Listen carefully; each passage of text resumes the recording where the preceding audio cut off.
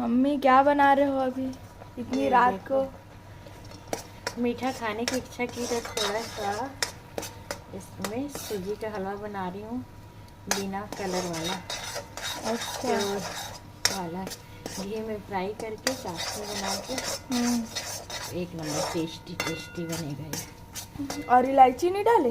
इलायची भी डालूंगी ना। ये देखो हाँ क्या सुंदर दिख रहे हैं ना, हाँ, विदाउट कलर।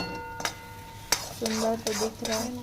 खाने में टेस्टी है एक नंबर। हाँ, बहुत जल्दी फास्ट। बनाओ खाएंगे।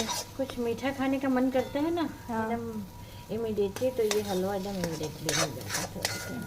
हाँ। ये देखो कितना सुंदर मस्त हो गया।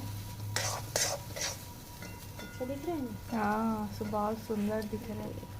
जल्दी बनाओ फिर खाएंगे। बस बन गया, हो गया। 2 मिनट इसको ढक के रख देंगे, हो गया एकदम मस्त वाला हलवा रेडी।